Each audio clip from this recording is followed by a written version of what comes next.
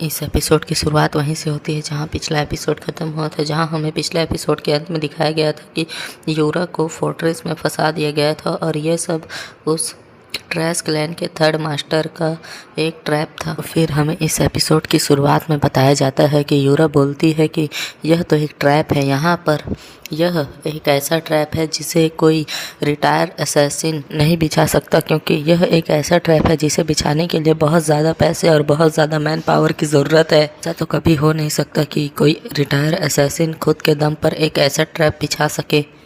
इसके पीछे ज़रूर किसी और फैक्शन का हाथ है। फिर यूरा बोलती है कि लगता है कि मुझे तुमसे बहुत सारे सवाल पूछने चाहिए और मैं तुमसे बहुत कुछ जानकारी पता कर सकती हूँ, लेकिन इस समय मेरा एक सवाल है कि क्या तुम अभी भी च्योंग क्लैन के एक कुत्ते हो जो उनके लिए काम करता है और उनके लिए लॉयल है? तुम किसी बाहरी फैक्शन के लिए काम करते हो और हमारे डीमन क्लैन को धोखा दे रहे हो।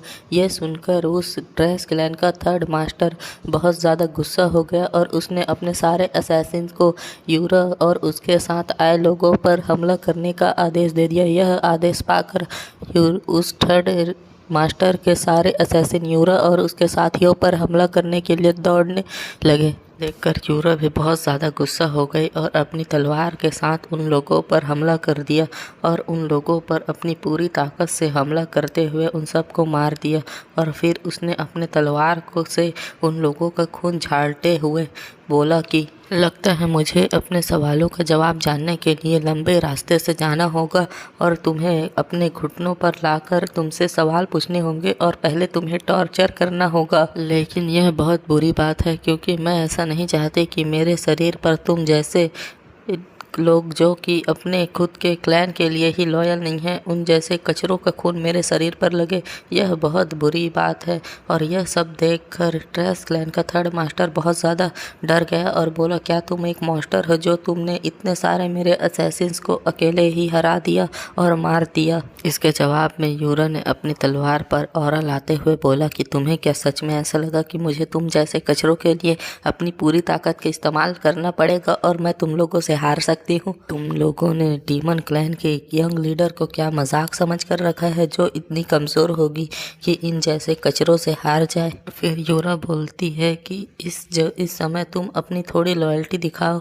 और चुपचाप यहाँ पर अपने घुटनों में आकर सब कुछ मुझे बता दो, वरना मुझे तुम्हें से ज़बरदस्ती सारी बातों का जवाब निकालना पड़ेगा और हो सकता है कि इन सब में तुम्हें बहुत ज़्यादा दर्द हो और फिर तुम कभी चल भी ना पाओ और ना कभी मार्शल आर्ट का इस्तेमाल कर पाओ। ऐसा भी हो सकता है कि तुम अपनी पूरी ज़िंदगी एक ऐसी जगह बिताओ जहां तुम न जी सकते हो और न जहां तुम मर सकते हो। मैं तुम्हारी ऐसी हालत करूंगी। ये सब सुनकर और देखकर ट्रैश क्लैन का थर्ड मास्टर बहुत ज़्यादा डर जाता है और बोलता है कि मैं च्योंग क्लैन का एक लॉयल सबऑर्डिनेट हूँ। अगर तुम लोग ने मेरे ऊपर हमला किया तो हो सकता है कि तुम इसका कॉन्सिक्वेंसेस झेल ना पाओ और तुम्हारे डिमोनिक क्लैन में भी कुछ कॉन्फ्लिक्ट हो सकता है। वो ट्रैश क्लैन का थर्ड मास्टर बोलता है। अचानक यूरा के पीछे से एक मार्शल मास्टर यूरा पर हमला करता है। यह एक छुपा हुआ हमला था। यह देखकर यूरा बहुत ज़्यादा हैरान हो जाती है और अपनी पूरी ताकत लगाकर अपनी तलवार से उसके हमले को रोकने की कोशिश करती है, लेकिन यूरा इसके सामने ज़्यादा ताकतवर नहीं थी क्योंकि वह एक मार्शल मास्टर था और यूरा इस समय मार्शल मास्टर नहीं थी। इसलिए यूरा अपनी पूरी ताकत से जैसे तैसे करके खुद को बचाती है। यह सब देखकर उस ट्रैश क्लैन का थर्ड मास्टर बोलता है कि जल्द से जल्द इसे हराओ और इसे कैप्चर करो। यह डिमोनिक क्लैन की यंग लीडर है। अगर हमने इसे पकड़ लिया तो हमें बहुत फ़ायदा होगा और हमारे ऑर्गेनाइजेशन को भी बहुत ज़्यादा फ़ायदा हो सकता है।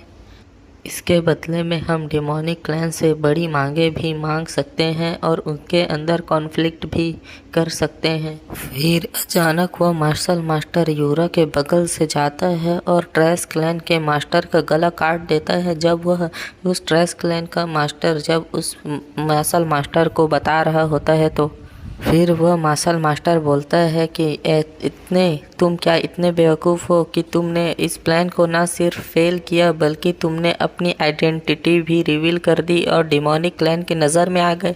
तुमसे अच्छे तो वो बैगर सेक्ट के लोग थे जिन्होंने खुद को रिवील किए बिना इनके साथ सामने मर गए।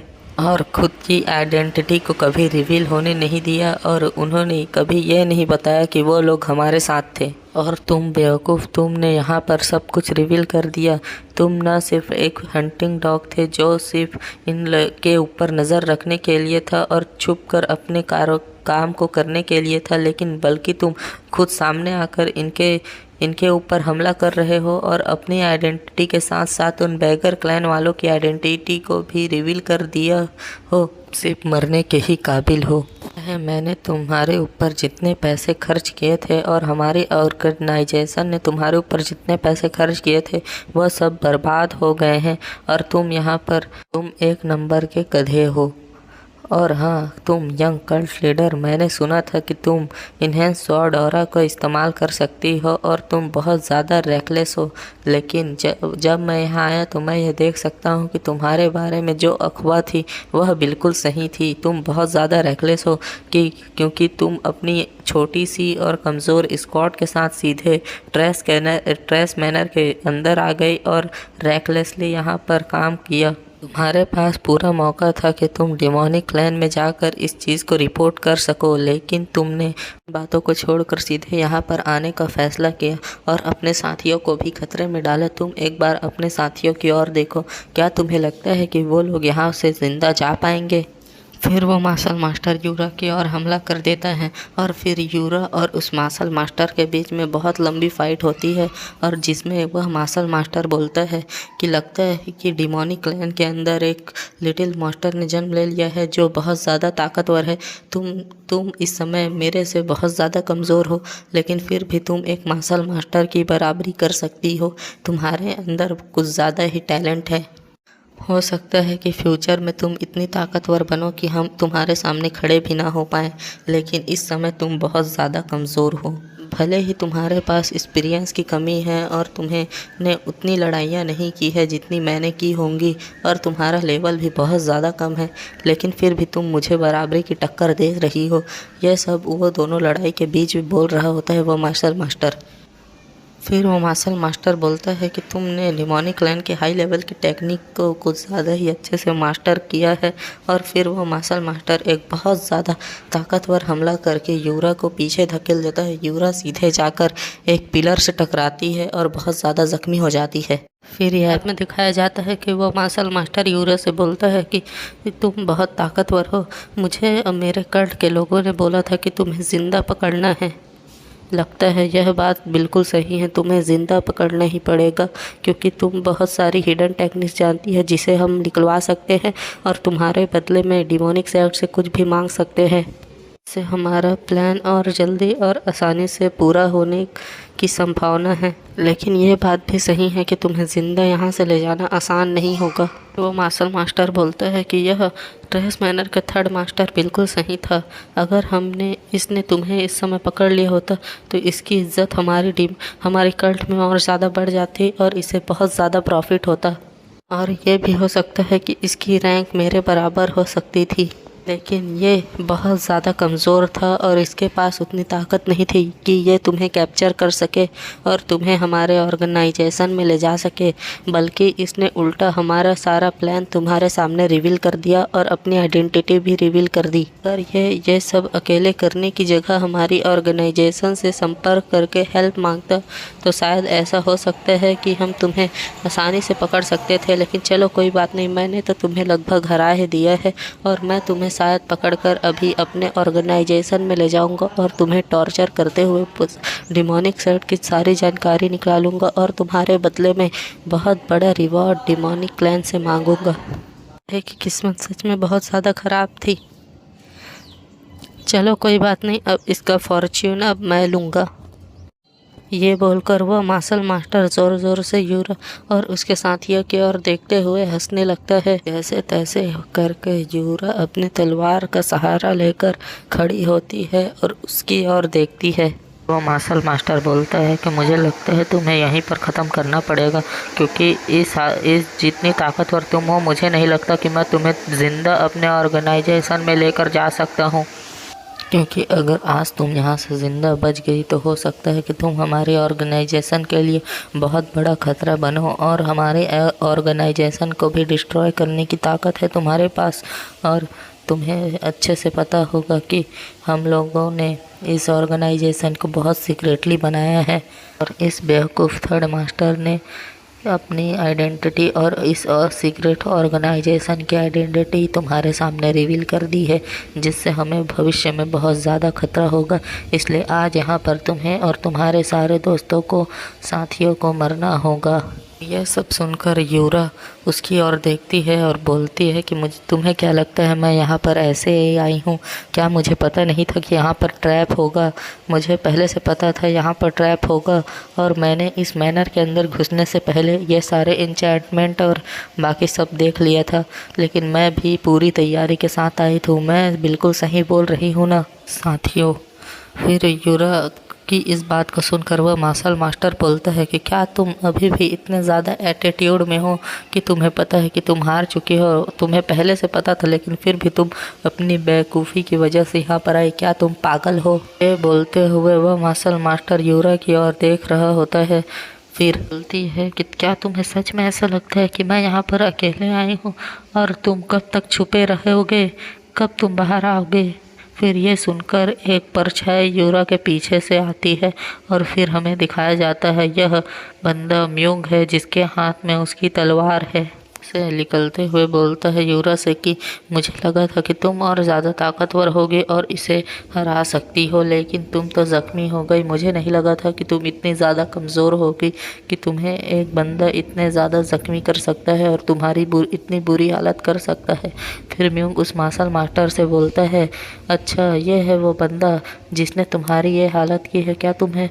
फिर वो मार्शल मास्टर से बोलता है, क्या तुम्हें सच में ऐसा लगता है कि हमारी कल्ट लीडर इतने ज़्यादा पागल है कि वो यहाँ पर बिना किसी तैयारी के आ जाएगी? लगता है कि इसे अब मुझे ही हराना होगा। फिर म्यूंग यूरा से बोलता है, क्या तुम इसे हराने में मेरा साथ दोगी? फिर म्यूंग यूरा से बोलता है कि क्या हमारा प्लान सक्सेस हुआ? तुम्हें इन लोगों के बारे में कितना पता चला, और तुम्हें क्या पता चला कि इन लोगों के साथ और कौन कौन मिला हुआ है? इसके जवाब में यूरा बोलती है, मुझे लगभग सब पता चल ही जाता, लेकिन बीच में यह मार्शल मास्टर आ गया। लेकिन मुझे बस इतना पता चला है कि यह जो टेक्निक इस्तेमाल करते हैं ये लोग, यह मार्शल टेक्निक कोई डिमोनिक सेक्ट की नहीं, ना ये डिमोनिक सेक्ट के 9 ग्रेट क्लैंस की है, बल्कि यह इन सब 9 ग्रेट यह डिमोनिक सेक्ट के अपोजिट टेक्निक है, जो कि ज़्यादातर राइटियस सेक्ट या ऑर्थोडॉक्स सेक्ट इस्तेमाल करते हैं। यह उन लोगों से मिलता जुलता लगता है, लेकिन ये वो भी नहीं है। यह कोई नया ही मार्शल आर्ट है जिसे के बारे में मैं नहीं जानती। चलो ठीक है। फिर म्यूंग बोलता है, चलो ठीक है, यह अच्छी बात है कि कम से कम तुम इतना तो जान पाई अपने यंग कल्ट लीडर के टाइटल के। कम से कम तुम वर्दी तो हो।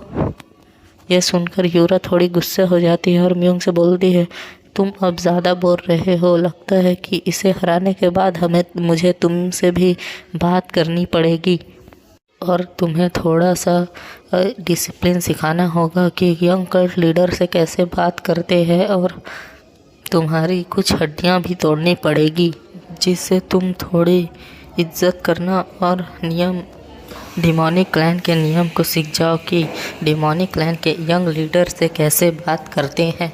यह सब सुनकर वह मार्शल मास्टर बोलता है कि तुम दोनों अपनी लड़ाई बाद में करना, पहले क्या तुम्हें सच में ऐसा लगता है कि यह मुझे हरा सकता है? और यूरा और म्यूंग के ऊपर हंसने लगता है और बोलता है कि मुझे तो लगा था मुझे यहाँ पर सिर्फ यंग डीमन क्लैन की यंग लीडर को ही मारने का मौका मिलेगा, लेकिन यहाँ पर तो 9 ग्रेट फैमिली के भी एक यंग मास्टर है जिसे मैं यहाँ पर मार सकता हूँ।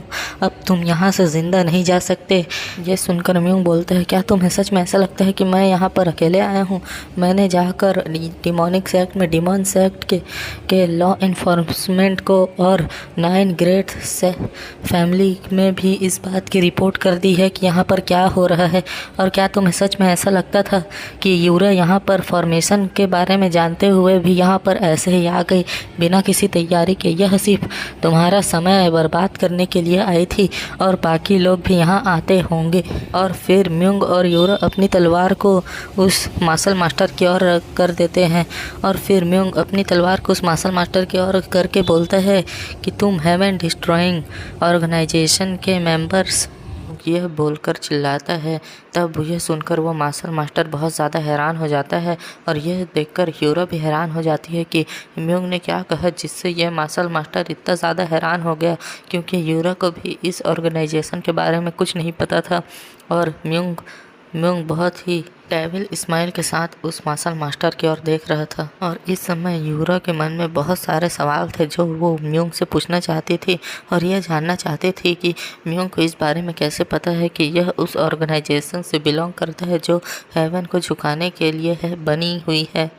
यह सब सुनकर यूरो बहुत ज़्यादा हैरान हो जाती है और मन में सोचती है कि म्यूंग ये सब बकवास कर रहा है या फिर इसे कुछ पता है।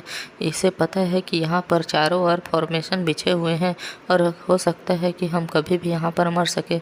मुझे लगता है कि म्यूंग यहाँ पर समय निकालने की कोशिश कर रहा है और इस मार्शल मास्टर का ध्यान बटाने की कोशिश कर रहा है, या फिर इसे सच में इस बारे में कुछ पता है जिस बारे में हमें नहीं पता। लेकिन अभी इस समय यह सब जानना ज़रूरी नहीं है, बल्कि अभी इस समय यहाँ पर ज़िंदा रहना ज़्यादा ज़रूरी है और खुद और अपने साथियों को बचाना ज़्यादा ज़रूरी है। इसलिए मैं अभी इन सब बातों में ध्यान नहीं देती और इस मार्शल मास्टर के ऊपर ध्यान रखती हूँ। फिर हमें दिखाया जाता है उस मार्शल मास्टर का सीन। वह मार्शल मास्टर यूरा और म्यूंग से बोलता है कि तुम लोगों के पास इतनी ताकत है कि तुम दोनों यहाँ पर आसानी से भाग सकते हो और मुझसे बचकर जा सकते हो। तुम दोनों भले ही एक साथ तो नहीं जा सकते, लेकिन तुम दोनों में से एक तो यहाँ पर बच के जा सकता है।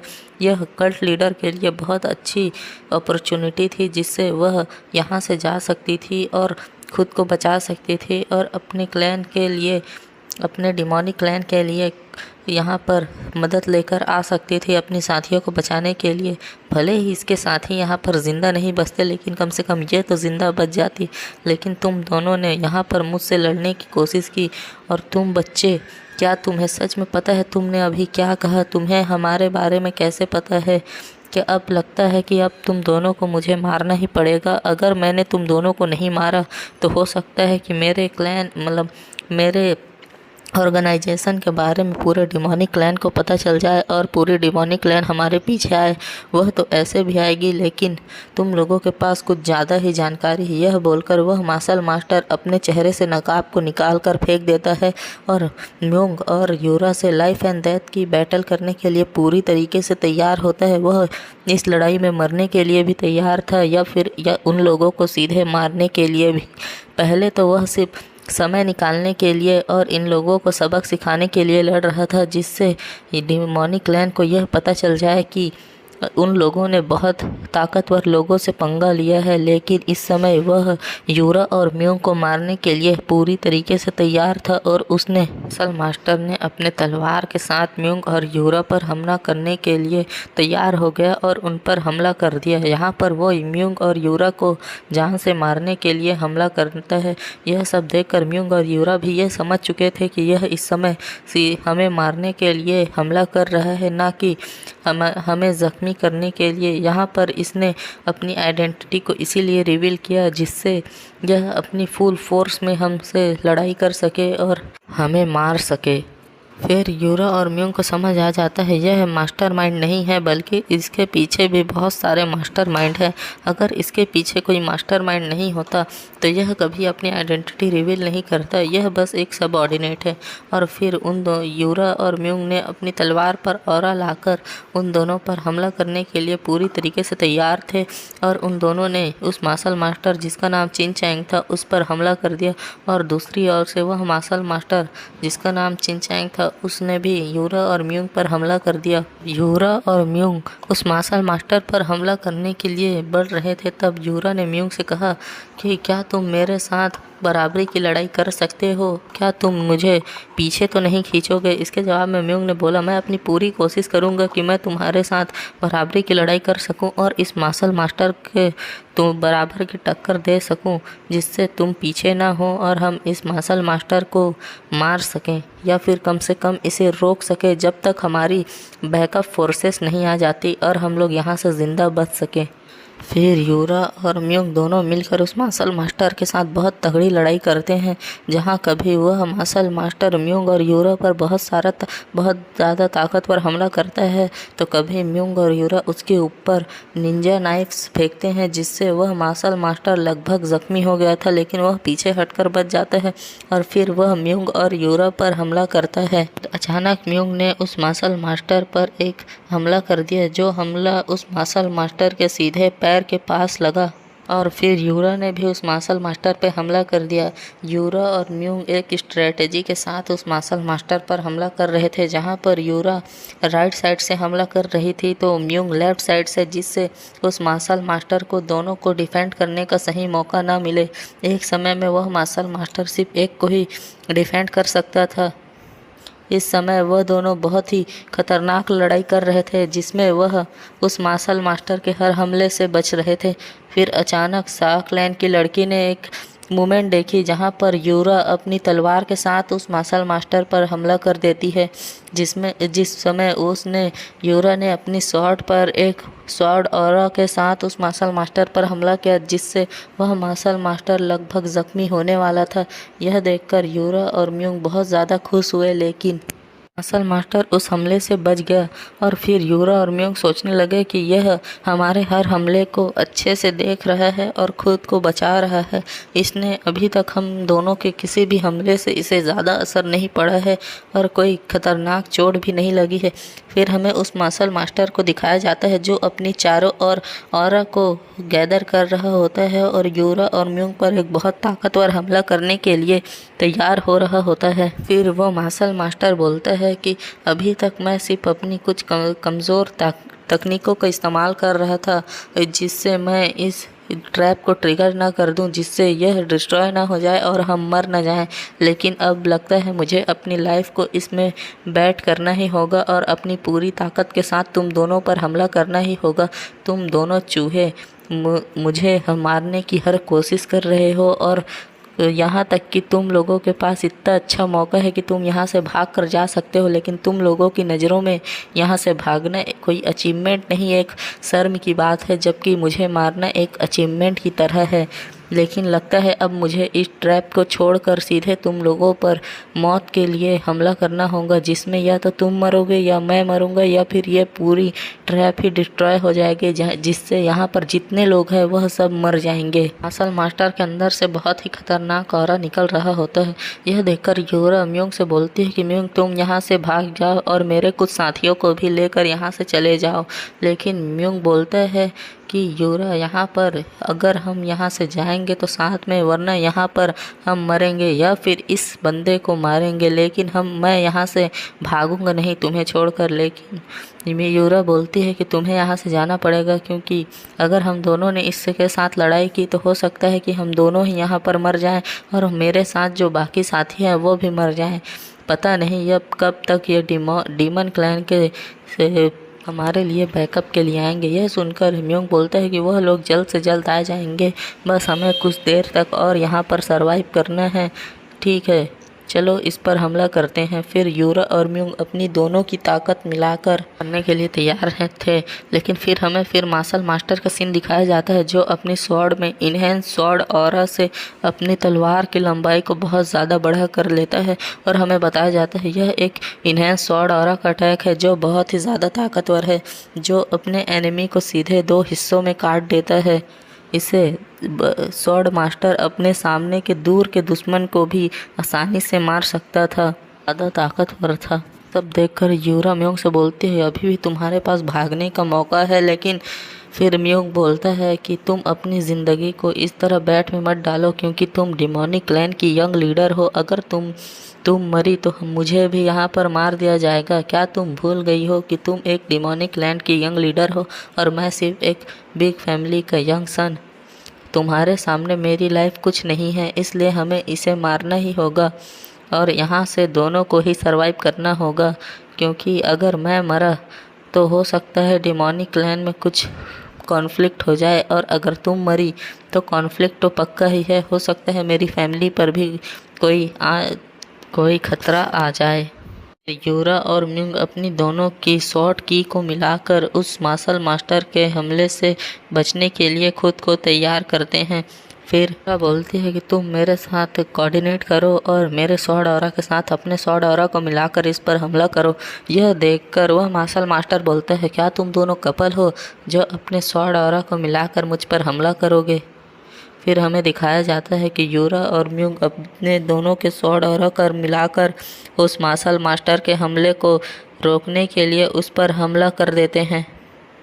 फिर उन दोनों का हमला एक दूसरे से टकराता है और बहुत ही ज़्यादा ताकतवर हमला होता है, जिससे दोनों ही बहुत पीछे जाते हैं और यूरा के मुंह से खून निकलता है और यूरा और म्यूंग बहुत बुरी तरीके से ज़ख्मी हो जाते हैं।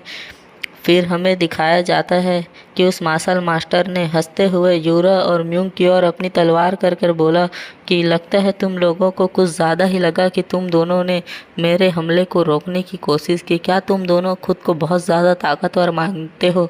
अब तुम दोनों मरने के लिए तैयार हो जाओ। और फिर उस मार्शल मास्टर ने उन की ओर हंसते हुए अपनी तलवार की। अब आगे इस एपिसोड की शुरुआत में दिखाया जाता है कि वह मार्शल मास्टर अपनी स्वॉर्ड को लेकर म्यूंग की गर्दन में रख कर म्यूंग से बोलता है, क्या तुम्हें सच में लगा था कि तुम दोनों इतने ज़्यादा ताकतवर हो कि तुम मुझे हरा सको? फिर हमें दिखाया जाता है, चेहरा दिखाया जाता है जहाँ पर म्यूंग हंस रहा होता है। यह देखकर वह मार्शल मास्टर बोलता है, क्या तुम पागल हो गए हो जो इस समय भी हंस रहे हो, जहाँ तुम देख सकते हो कि तुम यहाँ पर हार चुके हो और तुम दोनों अब यहाँ से ज़िंदा नहीं जा सकते। फिर म्यूंग बोलता है, क्या तुम्हें सच में लगा कि हम दोनों तुम्हें मिलकर मारने के लिए लड़ रहे थे या तुम्हें हराने के लिए लड़ रहे थे? क्या तुम सच में एक बहुत बड़े पागल हो जिसे ऐसा लगा कि हम दोनों ने मिलकर सिर्फ इसलिए हमला किया कि हम दोनों तुम्हें मिलकर मार सके? क्या हम तुम्हें इतने ज़्यादा बेवकूफ़ लगते हैं कि हम दोनों मिलकर एक मार्शल मास्टर को मारने की कोशिश करेंगे? तुम सच में बहुत बड़े पागल हो। यह सुनकर वह मार्शल मास्टर बहुत ज़्यादा हैरान हो जाता है। उसे बोलता है, तुम बास्टर्ड क्या सोच रहे हो? फिर हमें अचानक उस मार्शल मास्टर को कुछ फील होता है और पीछे से किसी की चिल्लाने की आवाज़ आती है। हमें दिखाया जाता है कि एक बहुत बूढ़ा आदमी उस मार्शल मास्टर पर एक बहुत ही ताकतवर हमला कर देता है, जिससे वह मार्शल मास्टर बहुत दूर जाकर गिरता है और फिर वह बूढ़ा आदमी सीधे जाकर यूरा के सामने पर आकर यूरा से बोलता है कि मैं डिमोनिक क्लैन का राइड गार्डियन यहाँ पर आ चुका हूँ।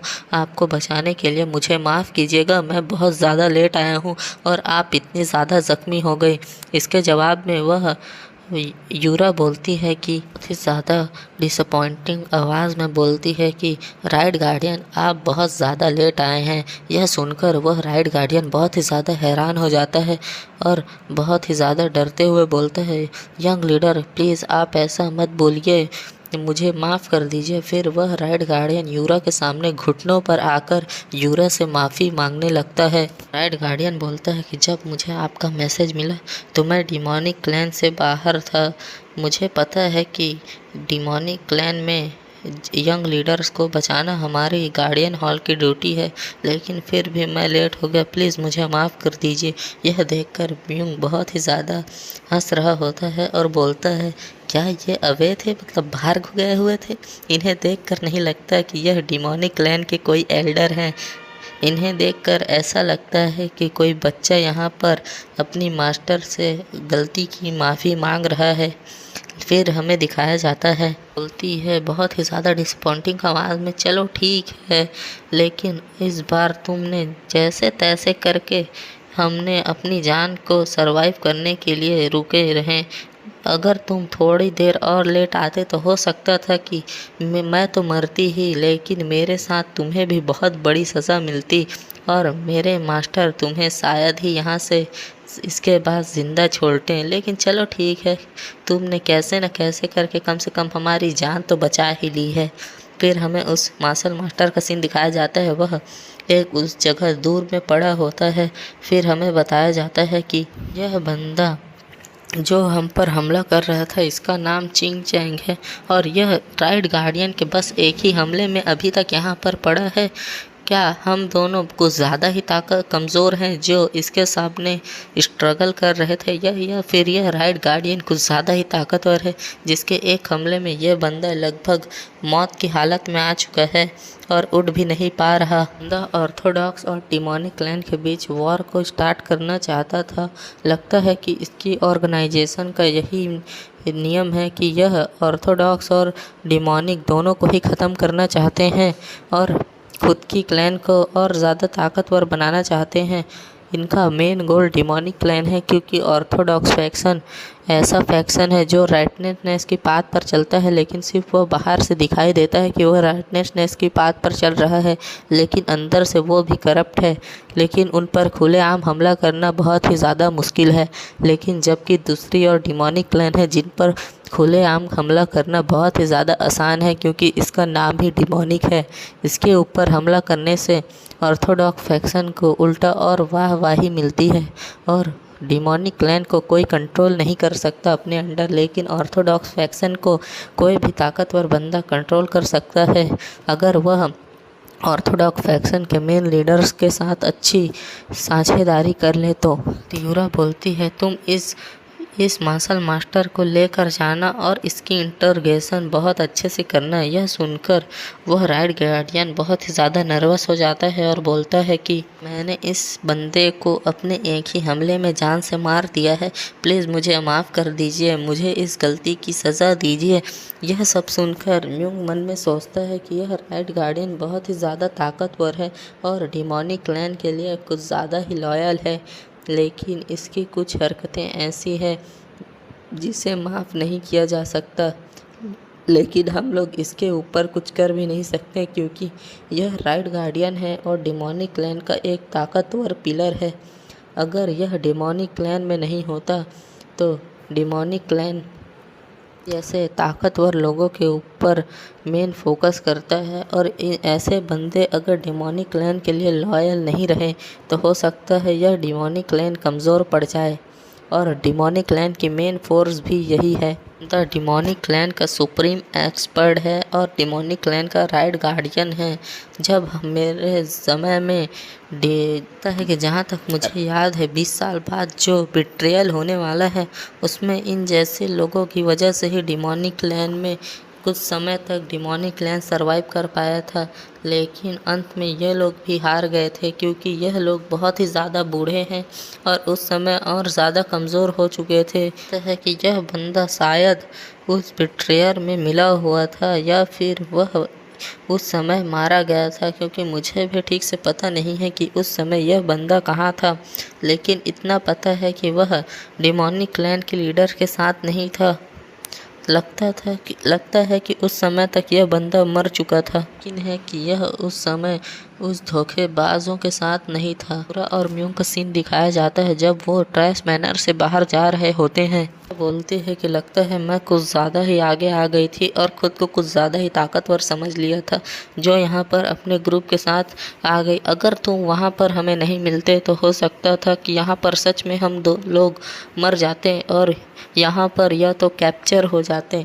अगर तुमने उस समय हमें इंफॉर्मेशन नहीं दी होती तो मेरे और मेरे साथियों के ऊपर बहुत बड़ा खतरा था, लेकिन चलो कम से कम हम जिंदा बच गए। यह बोलते समय यूरा बहुत ही ज़्यादा निराश थी और खुद के ऊपर रिग्रेटफुल थी, से ही नाराज़ थी। म्यूंग से बोलती है जब अगली बार कुछ होगा तो तुम मुझे ज़रूर बुलाना। मैं अपनी इस समय के तुमने जो मेरे ऊपर एहसान किया है उसका रीपेमेंट मैं तुम्हारे लिए ज़रूर करूँगी। फिर यूरा यहाँ से चली जाती है और फिर हमें म्यूंग का सीन दिखाया जाता है जहाँ म्यूंग के पीछे से एक टकला आता है और म्यूंग को एक चिट्ठी देता है और हमें बताया जाता है कि यह टकला नौकर एक असैसिन स्क्वाड का मेंबर हुआ करता था जिसे जीन क्लैन के मास्टर ने म्यूंग के अंदर डाल दिया था।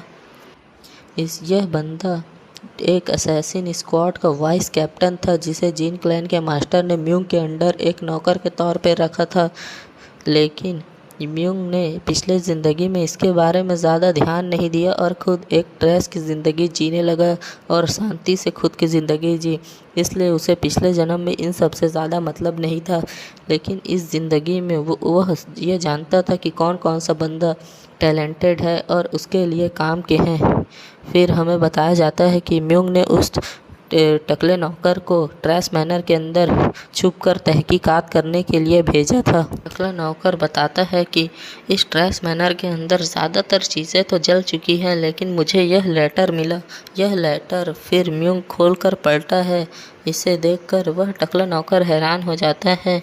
फिर म्यूंग एक बहुत ही डिमोनिक हंसी देता है और बोलता है, लगता है तुमने अपना काम बहुत अच्छे से किया और उस राइट गार्डियन को सही समय पर वहां भेज दिया। लगता है वह राइट गार्डियन उतना ज़्यादा इंटेलिजेंट नहीं है कि वह इस बारे में जान सके। फिर हमें दिखाया जाता है यह सब सुनकर वह टकला नौकर बहुत ज़्यादा हैरान हो जाता है और कुछ समझता नहीं है। म्यूंग उसकी ओर देखकर बोलता है, मैं खुद से बातें कर रहा था, तुम उतना ज़्यादा इन सब में ध्यान मत दो। जब उस लेटर को पढ़ता है तो म्यूंग बहुत ज़्यादा हैरान हो जाता है और बोलता है यह सब क्या है। और फिर यह एपिसोड यहीं पर ख़त्म हो जाता है और इसकी अगली वीडियो जल्द से जल्द आ जाएगी। Goodbye and thank you for watching.